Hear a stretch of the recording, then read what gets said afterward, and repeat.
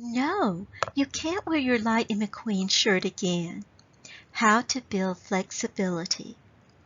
If you've met one individual with autism, you've met one individual with autism. Autism speaks. In this age of labeling people, we have to be very cautious about expecting all those with the same label as having all the same characteristics. I have worked with many children, teens, and adults diagnosed with autism. Each one is unique, has his or her own likes and dislikes, and is impacted by symptoms in his or her own unique way. Some are very resistant to unexpected changes, and others relish trying new things. So please do not think that I paint all individuals with a diagnosis of autism with a broad brush. I definitely do not. But I will be discussing some of the behaviors I've seen in my clients in this and future podcasts. One of the distinguishing characteristics of applied behavior analysis is that we individualize treatments according to our clients' personalities, passions, dislikes, and needs, both skill acquisition needs and behavior reduction needs.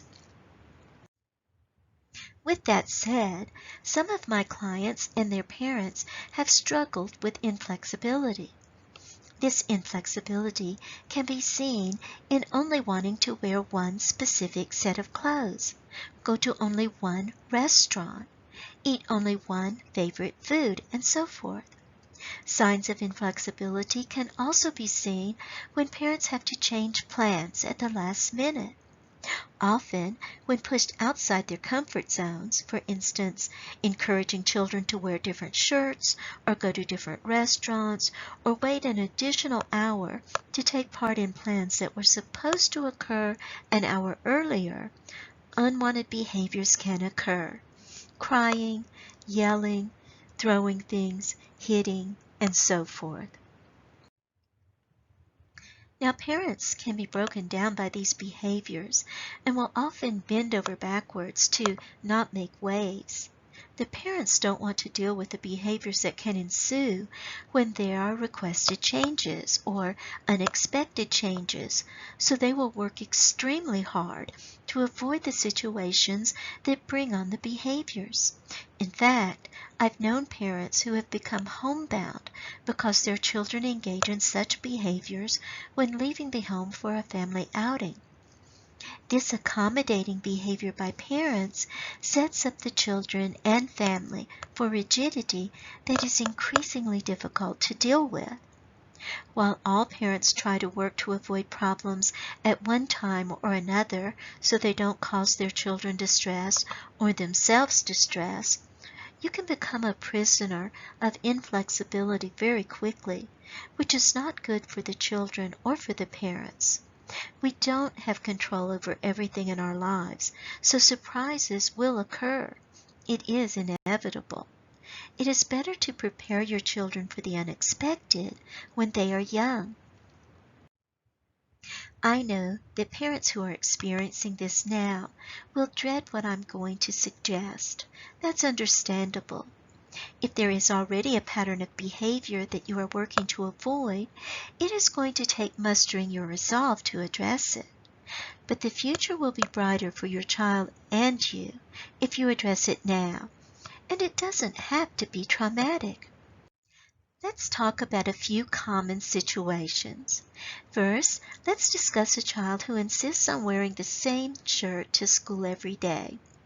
A Lightning McQueen shirt may be a crowd pleaser, but this requires parents to wash the shirt every night so it will be clean and fresh for school the next day. Over time, it will be exhausting. So what can we do? To reduce trauma, buy a few Lightning McQueen shirts and give your child the choice between two shirts. Because they are both Lightning McQueen shirts, it should reduce the pushback. But your little one may want the original one. Begin by giving your child the choice between the favorite shirt that he or she has been insisting on wearing and the new one. It may help to buy a new one with more bells and whistles. Naturally, your child may choose the old favorite. Be good-natured and allow him or her to wear the old one. The next day, pull out 2 new ones and give your child a choice. If asked where the other one is, you can tell him or her that it isn't one of the choices for this morning. And in fact, do something special with your child the night before so you won't have time to wash the shirt. Then you can tell him or her that you didn't get to wash it because you played Candyland last night. You'll probably get some pushback, but hold your ground. Again, having really cool alternatives can help lessen the pushback time. Once your child has chosen the new shirt, reward him or her. Say, "You did so good picking out a new shirt today. I will make sure I get your old shirt washed for tomorrow." Then give your child a choice the next day between the old favorite and the new shirt. But every other day, omit the old favorite as a choice. Once your child is choosing a new shirt reliably, bring in another shirt with a favorite character and make it one of the 2 choices. Continue in this way until your child is showing more willingness to try new things. While it is effortful at first, things will get easier and it will be more sustainable for you and your child. Let's talk about family outings. Many of my young clients have resisted outings to unfamiliar places, such as restaurants. Some parents drag their children kicking and screaming to an eatery only to have to leave in embarrassment because of ensuing tantrum behavior. Parents need time away from home, and so do children. And this behavior can quickly make the family homebound. We must address this for the child's well-being and that of his or her family. What can be done? First, you need to make these first few outings your child's preferences. For example, if your child likes to go to the park to play, make that the first stop. After 20 minutes, say, "Let's get some ice cream. Wouldn't that be good?" Of course, you will use whatever enticement will work with your child. This will make transitioning from the preferred activity to a slightly less preferred activity easier. Then, go to a very child-friendly place for ice cream. Stay only a few minutes and head back to the playground for 15 minutes of play before heading home for his or her favorite activity at home. It could be cartoons, video game, and so forth. You have just successfully navigated your first outing. Next time, go to the park for only 15 minutes and then transition to the ice cream location. But stay a little longer this time. Then head home for a favorite activity. In this way, you are showing your child that trying new things is really great, and you can begin to bring in other eateries, such as a place that serves hot dogs or hamburgers. The key is to focus on your child's least offensive activities first and slowly bring in new experiences. Always end with a reinforcing activity.